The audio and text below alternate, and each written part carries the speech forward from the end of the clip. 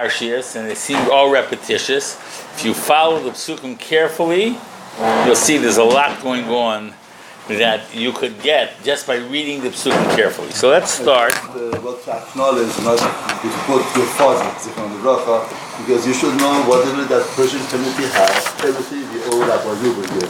Rabbi Nueberger, senior Rabbi Nueberger, he brought the Persian in Baltimore, and Baruch Hashem, now we have a lot of Persian Rabbanim all over. In America, in Israel, all over the States, every place. And you know, the children of this great father, they feel at home. Now the rabbi is coming just for a wedding. It's not easy just to come for a wedding, but Baruch Hashem, Rabbi Nueberger tries every time that he comes here to stop by Kollel. Because he feels like his father, Kollel is part of his family. And we greatly appreciate that. You know, it's not easy. Thank you. And if I didn't come, my father would be angry with me. Yes, I know. Very good. Resolution. Okay. Turn to Parshas Truma. We're going to do 4 different Parshas. You're going to jump around, but you're going to see what's going on over here. Turn to Parshas Truma. Perek Chaf Hey, Pasuk Yud Gimel. Okay? So it says, Vasisa Badi Atzei Shitim. You have to make Badim. Vasisa Isim Zov. Vesas HaBadim Batabos Al Tzaros Aron Vases Aron Vahem. You have to put the Badim into the Aron. Batabos HaAron Yu Abadim Lo Yosuru Mimenu. Don't take them out. Rashi says, La'olam. Once they go in, they don't go out. Got it? That's what it says. Now turn to Parshas Vayakhel. We'll get into Parshas Sisa too, don't worry. Turn to Parshas Vayakhel.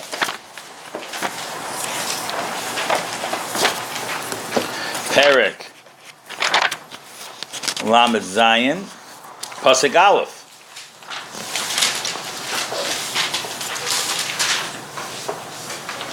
Vayas b'salos Aron atzei shitim, and it says the whole measurements. Then and Pasuk Daled, Vayas b'atei atzei shitim v'etzafayzim zov.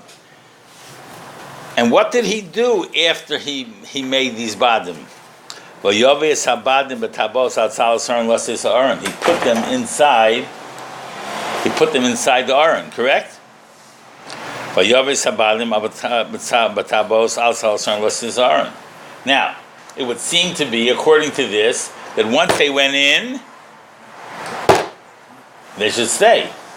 Now let's turn to Parshas Pekudei. Look in Parshas Pekudei. In Parshas Pekudei, it says over there that Moshe Rabbeinu set up the whole Aron. Perek Mem. Moshe Rabbeinu set up the Aron. Okay, Pasuk Chaf.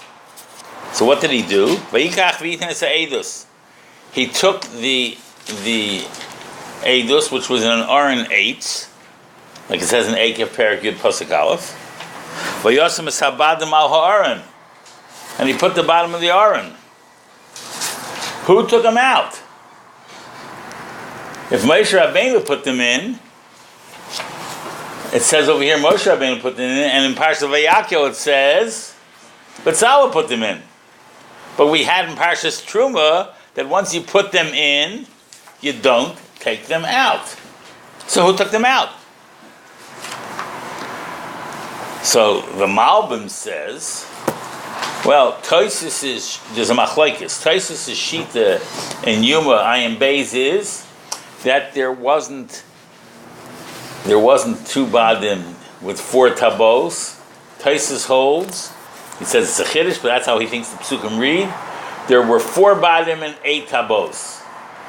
So according to Tosfos, 2 were put in by Betzalel, and 2 were put in by Moshe. But the picture book says there's only 2. What do you do with the picture book? Not only is it the picture book, but it's Rashi Shita, many Rishonim, the Rambam Shita, that there was only 2 badim and only 4 tabos. So that teretz is good in Tosfos Shita, but it won't work in okay, now. So let's understand as follows. Let's go back to Parshas Vayakhel for a second. and we'll come back over here in a minute. Let's understand. Back in Parshas Vayakol and Perek Lamed Zayin, what was the job of Betzalel? Betzalel's mitzvah was build the Mishkan. Okay? So look what he did. He built an Aron, like it says in Perek Lamed Zayin Pasuk Aleph. He made Badim. He put the Badim on inside the Aron, and then he made a Kapeiros. Right? And he made Kruvim. But it doesn't say that he put the Kapeiros on top of the Aron. Rashi before, I'm not going to get into this barichas, but Rashi before says, there's an extra pasuk that says, the Tabos Aron Yobadim, it says, you should put the Kapeiros on top of the Aron. Rashi says, you're not allowed to put the Kapeiros on until you put the Aron, you put the luchos in. Only one person touched the luchos. Moshe Rabbeinu. Betzalel didn't touch the luchos. So when Betzalel made the Aron, he made an Aron, he made Badim, he put the Badim in, and then what did he do? He made a Kapeiros. And when he delivered it to Moshe Rabbeinu, did it have the Kapeiros on top of it yet? No, because he can't have Kapeiros on top until the luchos are in. So his job was to build the Kalim and the Mishkan, and Moshe Rabbeinu's job was to set up the Mishkan. By Yokem, Rabbi Shalom says, okay, now that Betzalel built it for you, you set it up. Okay? Now let's get this week's Parsha into the mix. Let's look at this week's Parsha. In the beginning of the Parsha, the Torah tells us that you have to make Shemen HaMishkan. Perek Lamed. Vaydaber Hashem Pasuk Chav Beis. Vaydaber Hashem on Moshe Lemar. Ato Kachocha B'Samrim Rosh Mor Duror Chamesh Meir Sekinum Mbesem Achtzisai. It tells you how to make the Shemen HaMishka. So he made the Shemen HaMishka. And then what did he do? So it says in Pasuk Chav Vav, Umashachta Bo. You have to go and anoint Es Oil Moyed, the Es Aron Ha'edus. You have to anoint the Oil Moyed, and you have to anoint the Aron Ha'edus. The Ramban says in Parshas Truma, I'm not going to go into all the details, but Ramban says in Parshas Truma, it's never called Aron Ha'edus unless it has the Aron Luchas in it. It can sometimes be called Aron and have the luchas in it, but it's never called Aron Ha'edus unless it has the luchas in it.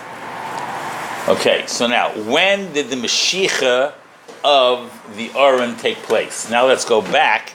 So when Betzalel made the Aron, and he made the Badim, and he put them in, and he made a Kapeiros, he delivered it to Moshe Rabbeinu without the Kapeiros on top of the Aron, correct? He couldn't put the Kapeiros on top because Rashi says you can only put it on top when there's luchas. Only one person touches the luchas is Moshe Rabbeinu. Okay, got it? So now, why did Betzalel put the Badim in but not the Kapeiros? Because even though it's not Nimshach yet, part of his, either because it was a holy thing that he shouldn't carry it because it was Hazmana, it was prepared to put the luchas in, or because part of his mitzvah of binyan is to build the Aron as much as he can. So he builds it by putting in the Badim. He makes the Kapeiros, but he doesn't dare put the Kapeiros on the Aron. Right? Now let's go back to Parshas Pekudei. Back in Parshas Pekudei, when we had that Moshe Rabbeinu, remember we described that Moshe Rabbeinu's job was, in Perek Mem Pasuk Yud Zayin, it says, "V'hi b'chodesh Rishon b'shana hashenis b'echol chodesh hukam hamishkan." The Mishkan got set up, and who has to set it up? The builder is Betzalel. The one who sets it up and gives it the final kedusha is Moshe Rabbeinu. Vayakim Moshe HaMishkan. So now in Pasuk Chaf, what did he do? Vayikach v'yitin sa'edis el ha'aron. Now, I don't know who took him out, but I think that the reason why there was no Isser to take them out is because the Aron wasn't holy yet. Because when did the Mashiach happen to the Aron? Only after the Luchos came in. Right?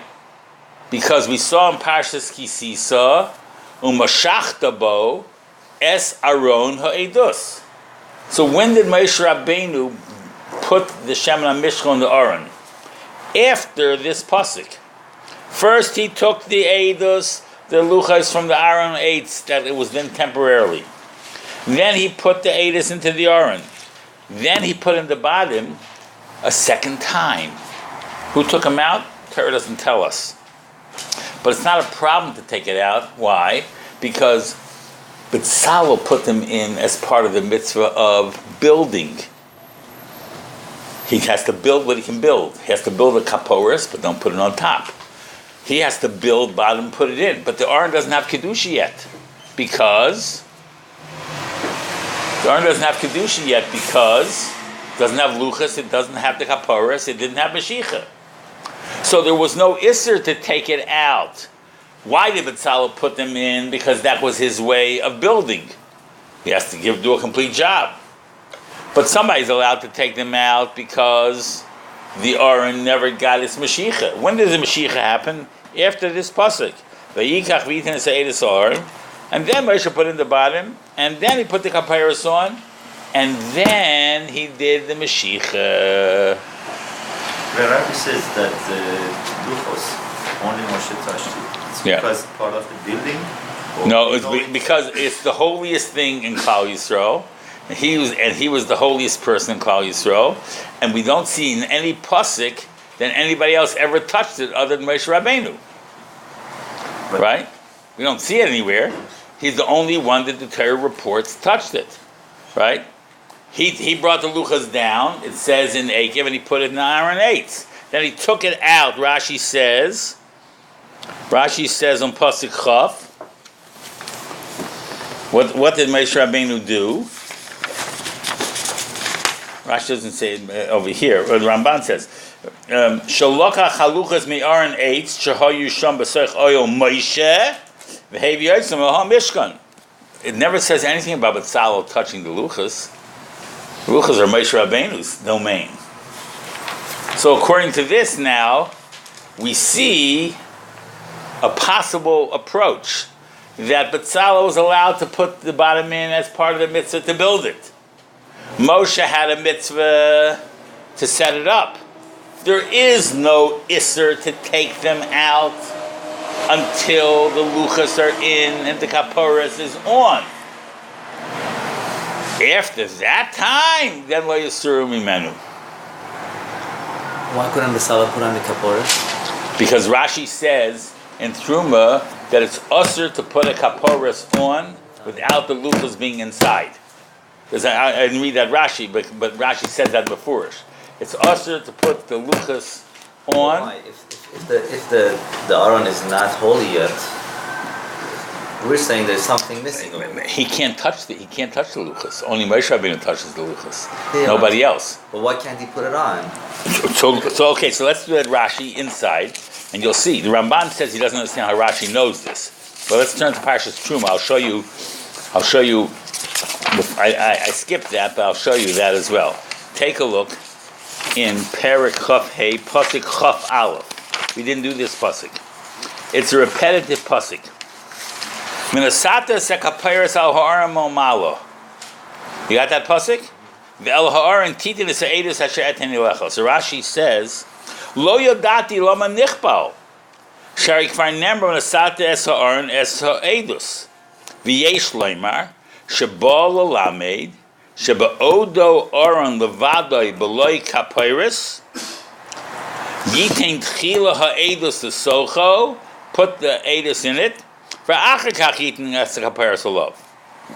V'chein Batzinu k'sheikim b'sam Mishkan. Remember, Vayitin esa'edes el ha'aron. V'achar kach v'yitin es kaparas ha'aron mo'malos. So Rashi says there's an extra pasuk telling us, don't you dare put the kaparas on the Aron, even if it's not holy yet, until it has luchas. Because the function of the kaparas is to be a cover for luchas.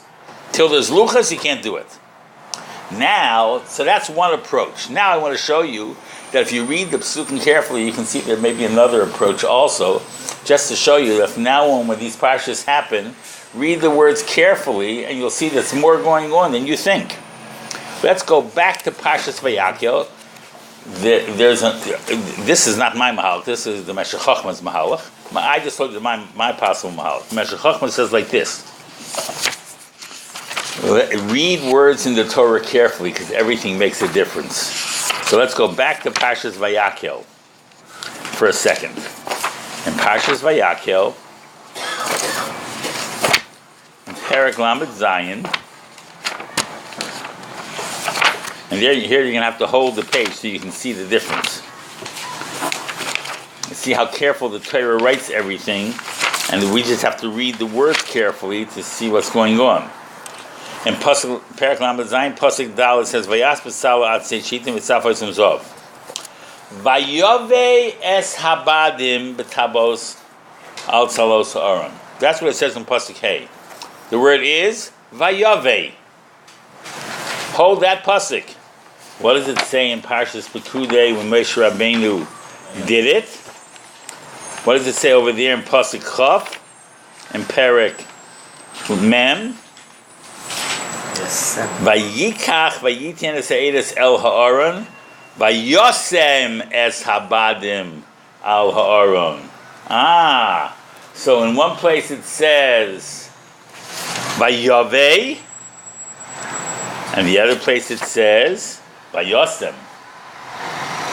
So there must have been two different types of placing. Otherwise, why isn't the same word used? If my pshat is the pshat, maybe my pshat's not correct. I'm not sure. I'm just showing a possibility. So if Betzalel put them in exactly as Moshe did, so why doesn't the Torah use the same word? One word makes a difference, right?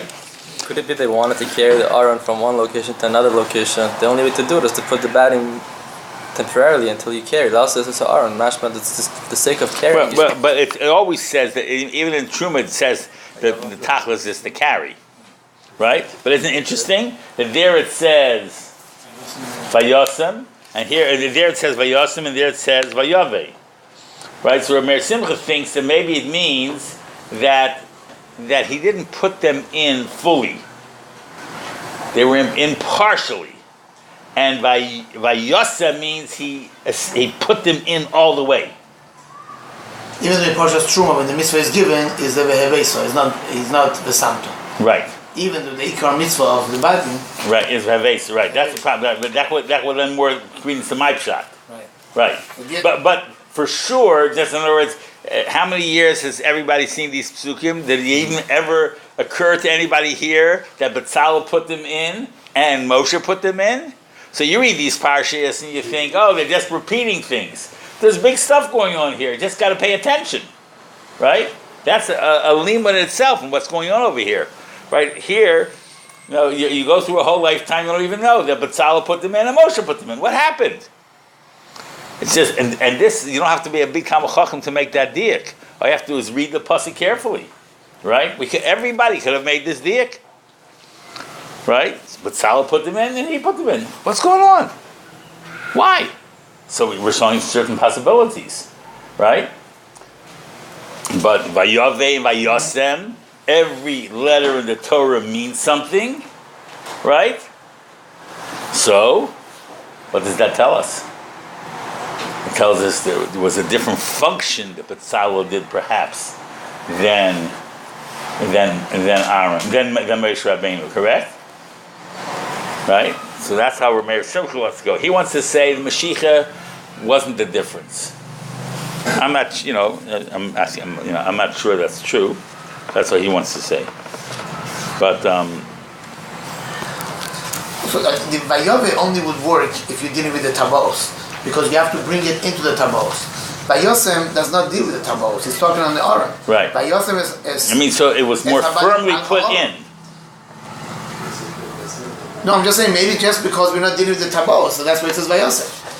When you're talking about tabos, you have to say Vayosem. Vayosem doesn't fit. When the Torah does not talk about tabos, just put it on the Aron. Now I'm going to ask you an interesting question. Now it became an Aron. But we're not focusing on the tabos. Right. Well, okay. That's also a possibility. But clearly, if the Torah uses a different word, something's happening here. Right? So I'm saying, here I showed you both of these psukim, and nobody said, hey, it's two different things. We have to read carefully psukim. When you read psukim carefully, you come up with all kinds of interesting things. Now I'll ask you an interesting question. The Gemara says, if you take a bad out of the Aron, if you take Meser Badei Aron, if you take the bottom out, Loike, you get Malchus. How about if you take out one bad? I'm going to ask you 4 questions. You take out one bad. Do you have to take out both bottom to get Malchus? Or is one bad enough? Number 2, how about if you take out a bad from one tabas but not the second hole? And how about if you take out 2 badim? Do you get 80 malchus? These are all questions discussed in Paiskim and Achreinim. First of all, is there an Isser just on one bad? And there was, according to the Ramban, there was a separate Aron that they went out to war. Was there an Isser to take out bottom on that? So the Rambam weighs in on one of these issues. The Rambam says, "Hamesir bad mi bade ha'aron leike." If you even take out one bad, you get malchus. Why? Because the mitzvah to put in the bottom is to have the Aron ever ready to be carried. And if one bad is out, you can't carry it. So therefore, you don't have to take out 2 bottoms to get malchus. You can get malchus from one bad. Now the question is, okay, according to the Rambam, how about if I took out 2 bottom? Would I get 2 malchus or 1 malchus? What do you think?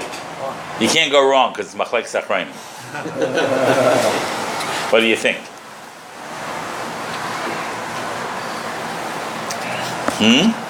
But once he says that for one is tayav and there's a trough for each one, then what makes it? Well, so some say the Ariya Shleima says if the avera is making it not carryable, I don't know if that's the correct word. If the avera is making it not carryable, you're not making it more carryable, more not carryable by 2. The Ma'ayin HaChachma says no. It's an Isser in each one of the Badim. And I believe there is a Bali Taisvis in Parshas Truma. Does this have Bali Taisvis? This in the back. In the back?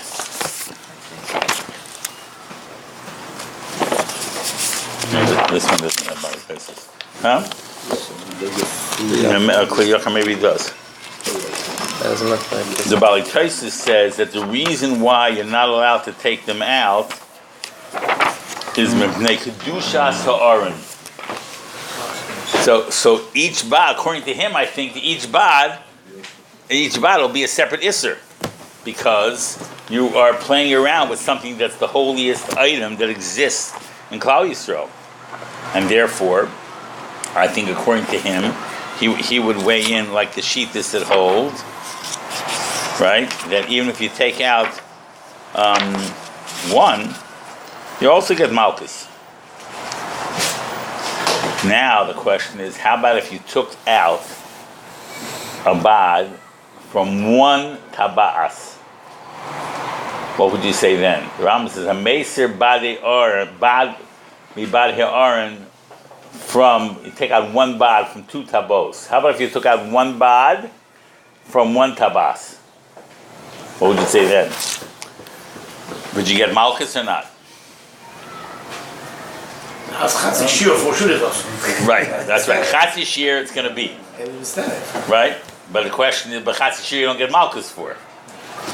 Right? So if I think if it's carryable, because you could put the bad under under the tabas and still carry it, right? So maybe it wouldn't be usher because you can still carry it. If you take it out, also you Or maybe you can't can't carry it. Maybe you But can't. the other Torah says you're not allowed to take it out. But here it's still connected. So that's an interesting question. Would it be chatzi shir or would it be chatzi malach? That's an interesting question. But kedusha would be chayav.